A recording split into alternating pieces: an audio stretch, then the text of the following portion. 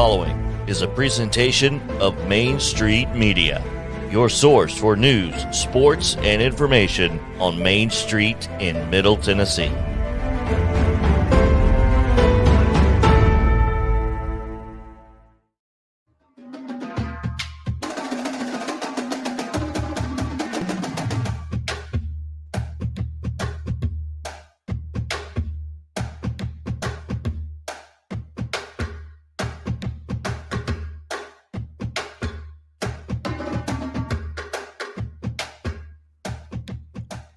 Hello and welcome into Main Street Preps this week. I'm Russell Vannozzi, joined as always by Tyler Palmateer. And high school football season has all come down to this week. We've got the Bluecross Bowl state championship games happening in Chattanooga Thursday through Saturday, and 10 Middle Tennessee teams will be represented down there. Should be a really fun weekend, Tyler, and I know we're both looking forward to being there and covering those games in person. Yeah, obviously a lot of fun for us considering all the teams that won in the semifinals. So couldn't have asked for much more from a local representation there. Absolutely. And one of those teams is Page. We're going to talk to their coach, Charles Rathbone, in just a minute. First, though, I want to let everybody know that this podcast is sponsored by the Tennessee Highway Safety Office. Fans don't let fans drive drunk. We are also going to preview all of the Bluecross Bowl games and give our picks here in just a few moments. But first, it's time to bring in Page football coach Charles Rathbone. Charles, thanks for taking some time for us today. Thank you all for having me. So you guys are preparing for your second straight trip now to the Class 5A Bluecross Bowl. So far in the first couple days here, and after the semifinal win against Henry County, how does this time around compare to this time last year? Well, it seems a lot more relaxed, I guess would be the word. I mean, a lot more business-like. Maybe that's the better word. Different expectations going down there. Last year we were kind of happy to be there and didn't know what to expect, and we kind of felt our way through the whole first half and all that stuff. This year we're kind of preparing a little bit different in that we're trying to keep the excitement down and just prepare like any other game, and hopefully that helps us on Friday. Hey, Charles, this is Tyler. I sometimes have to remind myself that you guys didn't win that game because it was so close at the end. I sort of felt like there, with the way the momentum was going against Powell, that was ended up maybe in the last minute. It felt like a coin toss almost. But when obviously you had Jake McNamara leading the team at quarterback, now at UTEP. Now you've got Colin Hurd, a linebacker that has transitioned wildly successfully at quarterback. He's approaching 3,000 yards passing. I know you were high on him before, but does that kind of production for him exceed your expectations? Did you think he could do something like that? I thought he could, but I thought he would have more balanced as far as rushing to passing. He's definitely a runner. He likes to run the ball. He's a physical kid that likes to run the ball. And we thought we would be able to run him quite a bit more, but injuries kind of forced us to keep him in the pocket and just throw the ball. So we knew he had the arm strength. He's got the best arm I've ever seen in my life. I mean, he's got an unbelievably strong arm. So we knew he had the arm strength. So it's just a matter of him learning the system and simplifying some plays and getting back to a true what he does the best, and what he does the best is not necessarily what Jake does the best. So we had to feel our way through that and get the offense more centered around Colin. But we knew he had the athleticism and the arm strength and the arm potential to do that. It's just I was thinking he'd have more rushing yards. Well, it seems like passing the ball has been working out really well for you guys, and it certainly helps that, along with the way Colin's been playing, you guys have a really talented group of pass catchers. Just to name a few here: Max Collins, Boyce Smith, Ethan Listman, Henry Kayson, Isaac Power. They've all had their moments, throughout the playoffs and throughout the season. How have those guys maybe been able to ease the burden there on Colin as he was taking over at quarterback and trying to make things happen? Well, Max is a security blanket, so anytime he's in trouble, he's going to look for Max. Max has unbelievable ball skills. He's a basketball player playing football. He can just go get balls. But the others, we've had a few problems with drops, but for the most part, that hasn't been an issue throughout the season. They just they're where they're supposed to be, and once he's got to learn. The quarterback's got to be able to trust his receivers to be in the spot that they're supposed to be in, because he can't. You got to throw people open. You're not going to throw into wide open windows all the time.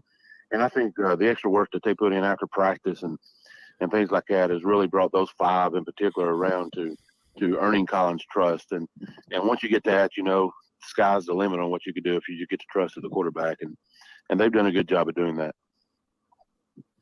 Charles, off the top of my head, I can't think of a whole lot of area teams that have, one, found themselves in as many close games as you guys have, and two, just discovered a knack for winning those games. Of course, first one that comes to mind is that wild game against Henry County last year.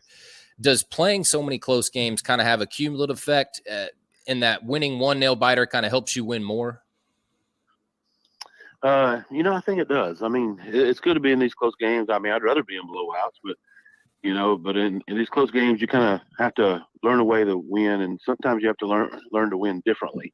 You're not always going to win either running the ball down somebody's throat or throwing the ball over the field or whatever. We've been lucky enough to win in multiple different ways, with defensive stops and throwing the ball, running the ball. We've done a little bit of everything. So I think being in these close games it makes you grow up a little bit. It makes you appreciate it a little bit more, and it brings a certain maturity to the team that they expect to win when they keep it close in the fourth. Let's talk about your line play and how important those guys have been as well. I know the offensive line, of course, is led by 6'5", 270-pound Ronan O'Connell. He's been awesome. How big of an advantage do you feel like you guys have up front, kind of on both sides of the ball, really? Well, I mean, and that's how you watch them on film, and it's hard to tell. I think they're pretty good defensively up front. I know they got some linebackers that can really, really run. And then you watch their offensive line, and you think, well, maybe we can have some advantage there. But then they're rushing for 400 yards a game, 500 yards a game, and they got a running back that can really go. So it's hard to tell until you get into the game. I can say that our line has played well. Both sides of the ball played well all year long. We're really young in a lot of positions. Offensive line's one of them. There's 4 new starters there this year, so they played really well. We got a freshman playing on the line. We got a freshman playing in the secondary.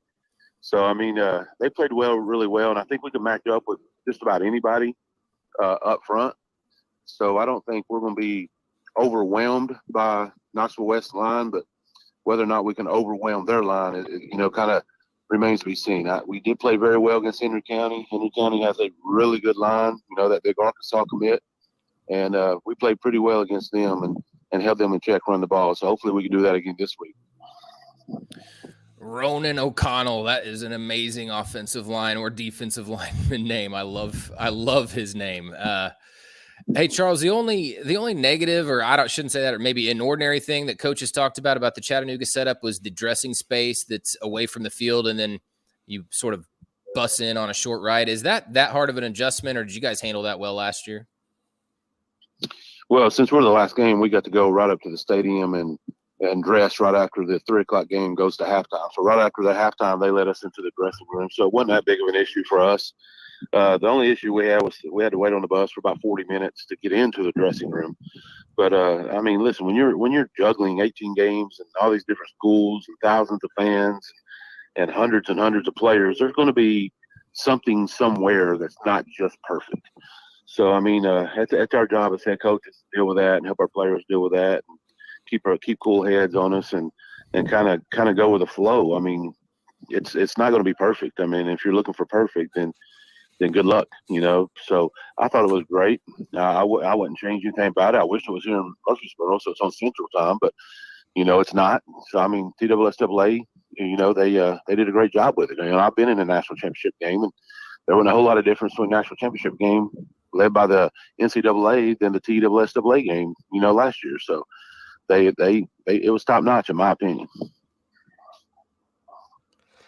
Speaking of perfect, Knoxville West is trying to cap off a perfect season here. They're 14-0 with wins over Alcoa, Maryville, and of course the Class 5A defending state champion there in Powell. Are you guys excited about that challenge of trying to knock off an undefeated team? And you kind of talked about the matchup earlier, but you feel like you guys can have a chance here?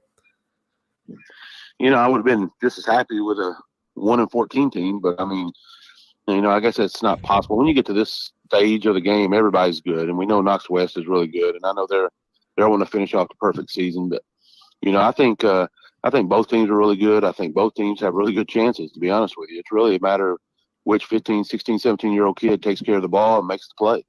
And hopefully hopefully it's ours. It may be, may not, maybe theirs, may not be theirs. So, I definitely feel like we got an opportunity and a chance to win the game. Last thing, Charles, and then we'll get you out of here. You've been around high school football. You understand it. When a program like yours has seasons like this where it seems that they're building a championship foundation, does that have any effect from boosters in terms of more money coming in the past? Just maybe more interest leads to maybe a few more boosters, and there's a little bit more help on the financial side? I think it's like it's almost like taking a big vacation. You go out to Vegas and you're excited to be there, and you're going to drop a little bit more money in the slots. I kind of think that's very similar. Parents are excited, they're anxious, they're hungry, and the people around here want to be associated with Page right now, and they're more likely to give a little bit more money or to sponsor or buy a banner or whatever we're selling. So I think it does help a lot. I think that just comes with the wins and losses and the name recognition, and won't be attached to something that's successful. I think it's, in a way it's kind of sad, but it's true. It's just the way our society works. Well, it certainly sounds like it's a great time to be a Page Patriot there, Charles. We appreciate your time today, and good luck this weekend at the Bluecross Bowl.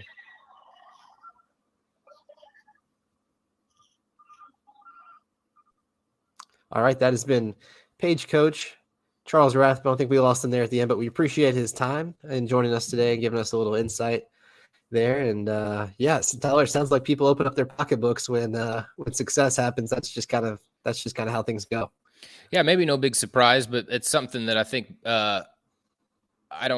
obviously when teams are just rolling, you can see the money it reciprocates there, but it's not something we think about often, how big facilities get built. And sometimes it's one donor, sometimes it's a guy from town that loves football and his kid's coming up through the program and they dump an anonymous donation. But it's interesting to think that you keep winning, more people keep opening their pocketbook. And obviously Charles had a great comparison for that with Vegas. I'm not a gambler, man. It scares me too much. I'm not any good at it, so I wouldn't know that, but that's a great analogy. All right, with that, we're going to take a quick break and then come back with previews and picks for the Division II Bluecross Bowl games.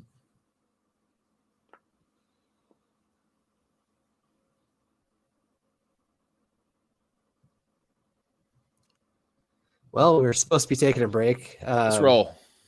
Let's do it. So I'll just say it again. This podcast is sponsored by the Tennessee Highway Safety Office. Fans don't let fans drive drunk. That is basically what the commercial is about. So I can pretty much walk you through it. A bunch of people go through terrible things, and you shouldn't drive drunk. That's what you need to know.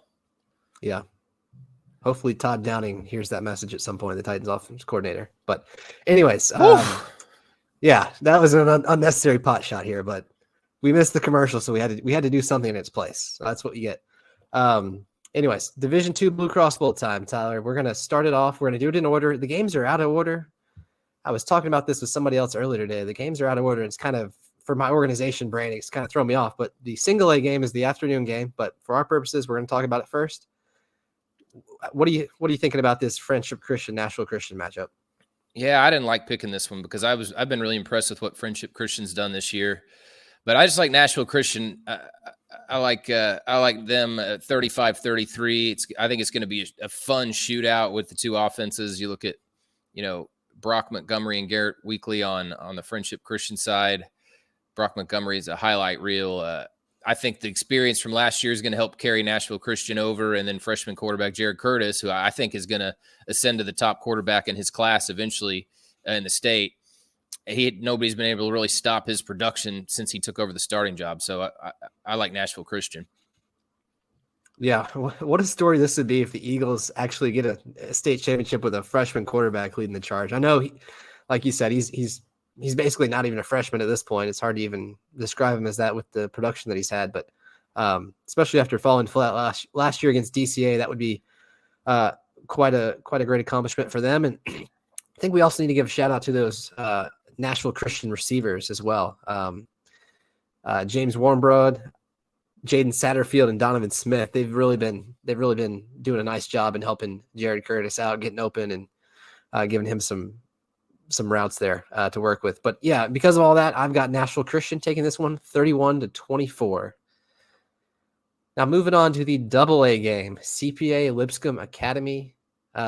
We've seen this matchup a number of times over the last few years, and we're going to get it at least one more time. Probably not going to be a non-region game in the future now that these teams are going to be in different divisions. But what do you think of this one, Tyler? Yeah, I was thinking about getting wild and picking CPA, but I settled on kind of a middle ground. I've got Lipscomb Academy 28, CPA 27. My prediction is it becomes the nail biter of the week, really for no particular reason. I just think that has a tendency to happen. Winning over and over against your rival is not easy. I know Lipscomb's been really good and is capable of winning this game by 3 or 4 touchdowns, but I think CPA is riding a streak of confidence at this point. Really nothing to lose since everybody thinks Lipscomb's going to win. So I think it puts them in position to win, but I'm going to pick Lipscomb Academy 28-27.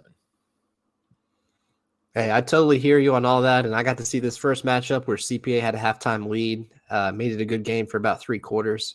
I would not be shocked if that happened again, but with my picks, I generally stick to playing the averages, and that's served me well this year. So I'm going to go Lipscomb Academy 42-17. I think they're just too strong to not pull away at some point in this game. And I think they're going to get their second straight state title.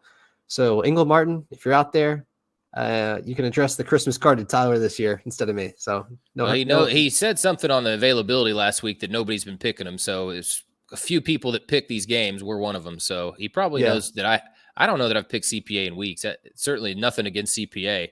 It's a tough schedule for them. And I've had I haven't seen CPA since August. Or what would we call it, September, whatever the first couple of weeks were. So probably not the best person to really analyze what they've done lately, but they sure proved me wrong in the semifinals. So I got to give them a hat tip. They're certainly playing well, and who knows what will happen. So how about NBA Baylor? This is another rematch from the regular season, and I believe you got to see that game, right? Yeah, I'm going to pick NBA 31-28 because I think I've been saying for a while, I'm just not going to pick against them the rest of the year. I like everything they have. They're as good a state championship pick as any. I don't know if this is a great matchup for NBA, but really it's no fault of its own. I just think Baylor's duo of Whit Muschamp and Amari Jefferson are just a handful for everybody. They've given everybody problems. I don't know that there's any one secondary that can keep Jefferson from just finding a seam and completely pulling away in that second level. But I just think the experience NBA's roster went out, and the overall kind of quarterback leadership from the Ole Miss commitment, Marcel Reed, is going to be the ultimate difference in a 3-point game. Yeah, from what I've seen from that game that you covered and a couple other that Baylor's played, it seems like the Whit Muschamp, Amari Jefferson connections, that's got to be just a total nightmare to game plan for. Fortunately, none of us have to do that. That's going to be Coach Chavin. We had him first week, right? That's going to be his job. So tough task there. And that defense has a ton of interceptions, so it's not a bad secondary. That's just how good those two are. Yeah, certainly. So all that said, though, I'm taking NBA as well, 28-24. I feel like Marcel Reed and the Big Red are going to get one here. This is going to be his third Bluecross Bowl championship appearance. I don't think any other quarterback playing this weekend has that kind of experience. Offhand, I don't believe. So that's a special thing to have started one as a freshman, as a junior, and now have a chance to finally get one as a senior. I think they'll get this done. And it seems like confidence helps really any team, but especially NBA. Like once they beat McCallie in that first game this year, it really felt like they were going to find a way again in the playoffs, and they did, just barely, but they did. And, already having beaten Baylor once this season, I think that's just that extra little confidence boost they need. So I'm going to go with the Big Red, and we'll see what happens. Yeah, and I liked NBA coach Marty Uverard's statement last week when I asked him, when you're trying to get over this hump, how do you approach it? Is there just the hunger burning deep? And he was pretty quick to say there's no pressure. So if that's the message that's getting passed around, that's a really good one, because you can get tight really quick in these games when you start sensing something important slipping away. So I think that's an important mindset to come into in one of these games, especially as an unbeaten team who they beat Baylor before. And I guess people probably just assume it's going to happen again for that reason. So definitely don't want to feel pressured to go in and bring home a state championship. Yeah, I mean, there's enough pressure in that league already with how tough it is. No need to create any more for yourself. But I think that has a chance to be maybe the best game of the first day. But we'll certainly find out soon enough. We're going to attempt to take another break now here, and then come back with picks for the Division I Bluecross Bowl. So let's see if we can take a break here.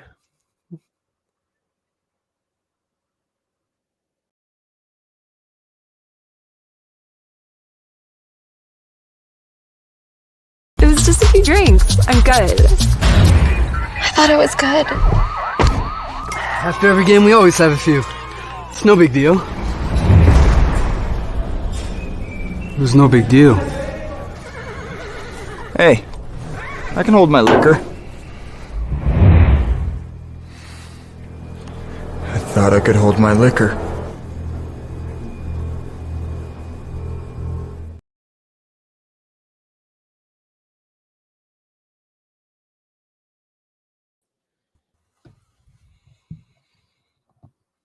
All right, we are back with more Bluecross Bowl picks, and we are going to do the Division I games now in order, just like we did those other games. Just nice and easy down the line here, Tyler. Class 1A. You got to sit in on the press availability for that game, so I think you might have a little more insight here. These are not teams that we typically cover, but what did you learn there? Yeah, I don't have a ton of insight exactly. I'm just kind of going on a feeling. I've got Clay County 35, McKenzie 28. I just think like last year's Tullahoma team, we're going to get a squad that gets in here as such as Clay County that's going to win a state title in its first appearance.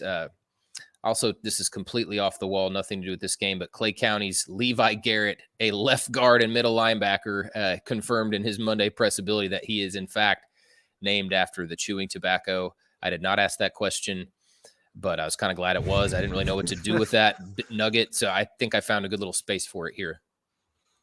The versatility you have to play on the offensive line and also be the quarterback of the defense is just unreal. So good for him.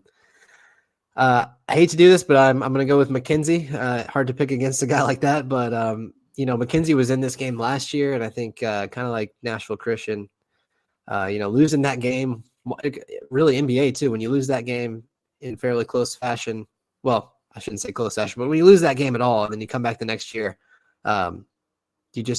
you don't want to go home empty-handed twice. So I think McKenzie's going to take this one. I don't have any degree of confidence about it, but I'm going McKenzie 28, Clay County 21. We are actually, looks like we're skipping the 2A game here. That's Tyner Academy at Riverside for anybody interested. That is out of our area, so we're not going to pretend to know what's going to happen there. We do pick that game, however, in our Main Street Preps staff-wide pick 'em. So if you want to see our thoughts on that game, we will have it there. But for the sake of discussion here, let's move on to 3A. I'm going to pick Tyner. I'll just say that. There you go. They've had a great run.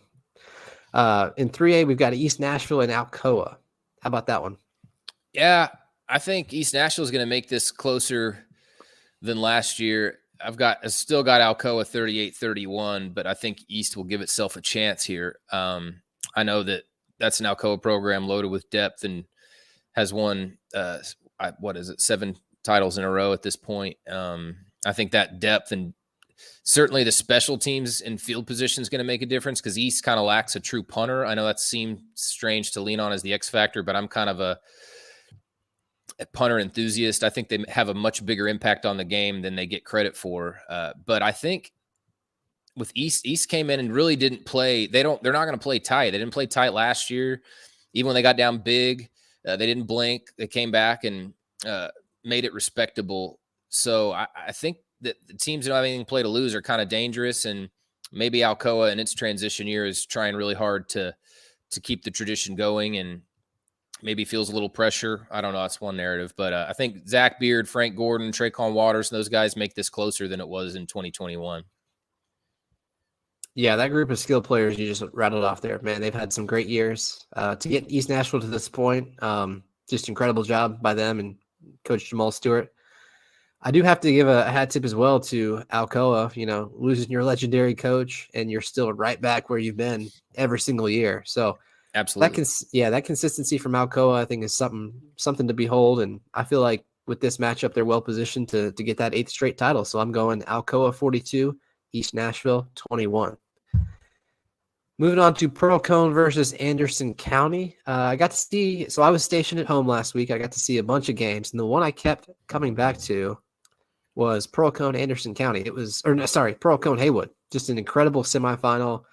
Every time I tried to look away to another game, I just kept coming back to it because something crazy was happening. Somebody was running down the field, scoring a touchdown, and then there was a penalty here, and then there was a defensive stop here. I mean, it was just probably. It might have been the best game I watched all year, and I didn't even see it in person. But Pearl Cone gets back to the state finals for the first time since 2019. And I view this matchup they've got here with Anderson County as a toss-up that is probably going to be high scoring just based on Pearl's results this year. The Firebirds really have something going on offense with their quarterback, Keyshawn Tarleton, throwing to Dearius Reed, who's now healthy. Javion Kennard as well, running the ball and catching the ball. He can do both, and he's just total speedster that really him and Reed both are just very hard to catch up to try to tackle. So I think those guys have a chance for some explosive plays, and I'm going Pearl Cone 36, Anderson County 35. Yeah, I've got Pearl Cone 28-21, and the guys you just mentioned are also in the secondary, and I think they have a chance to maybe be the first. That whole unit in the secondary has maybe a first to give Anderson County quarterback Walker Martinez a challenge. He's thrown for 3,684 yards and 50 touchdowns this year. He's been awesome. But I also kind of feel like with teams that have come up short, they tend to get the odds in their favor. Pearl Cone's come up short in 2019 and 2015 in the state finals. At some point, you're due. In baseball, you're due. If you're in a hitting slump, in basketball, if you haven't hit your last 23s, well, I would say the odds are you're bound to hit one soon. So I think Pearl's going to get it done. All right. Well, Metro Nashville fans love to hear that. And let's move on now to Class 5A. Page, Knoxville West, of course, the game that we were talking about there with Coach Charles Rathbone a few moments ago. And as I mentioned in one of my questions, I mean, Knoxville West, just a banner season coming together for them. 14-0. I think if you told them before the year that they would beat Alcoa, Maryville, and Powell all in the same season, I think they would take that in a heartbeat. I mean, that is not easy to do. That's two defending state champions in Alcoa and Powell, and then Maryville.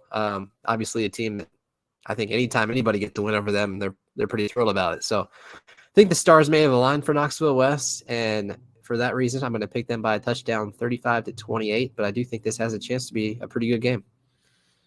Yeah, I'm picking Page 35-31. I haven't picked them much this year, and they keep proving me wrong. So I'm just going to go with them. I would probably view Knoxville West as the favorite for the reason you said. Look at that schedule, the teams they've beaten. I mean, they beat Maryville as bad as Oakland beat them. I know different times of the year, it doesn't always matter, but certainly something to look at. But I think Page, I'm going to go a little deeper. I think Colin Hurd's going to run in a late score to win this one for Page. Oh, boy. All right, we're going to hold you to that, Tyler.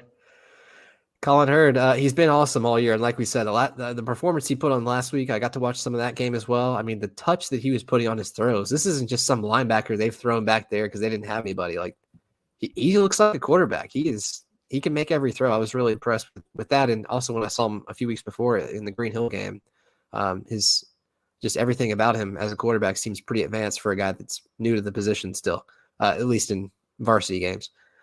Lastly, we've got Class 6A to talk about here, Tyler. Oakland and Beach.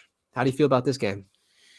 Yeah, I was really tempted to pick Beach, but I'm going Oakland 42-35. I think Beach will give itself an opportunity to win the run game. We've talked about it all season a lot, especially the second half of the year with J.P. Courtney and Darius Johnson having a path paved by a big offensive line, which is a spot I think Beach is going to have the edge in this game. But I think this kind of becomes an offensive shootout that's about what happens on that side of the ball. And I think Oakland's going to win out with its overall playmakers. And those guys they also have an effect on special teams. So I think that's how Oakland's going to get it done, but I think Beach is going to get it shot. So interestingly, in a moment of candidness earlier on the press availability for this game, I asked a question basically to both coaches, Anthony Crabtree and Kevin Creasy, if there was anything about this matchup that they thought would lend itself to it being a good game, a close game. And pretty much as soon as I finished the question, Coach Crabtree jutted in and said no. And I thought maybe at first he misunderstood me, or because there was some background noise too on one of the phones that was on there. And sure enough, he doubled down. He literally said he's not sure if he's got the horses to hang with Oakland, I think was the quote.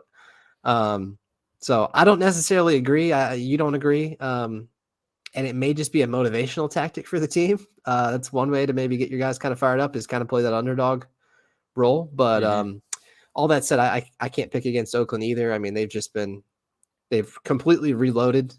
They've got a very different lineup from what they had last year, and they're still rolling through. And Eric Taylor, since he's come back from a spring practice injury, has been awesome at running back and defense too. He really does everything. But over 13 yards per carry coming out of the backfield is just incredible. So I'm going to go Oakland 42, Beach 24.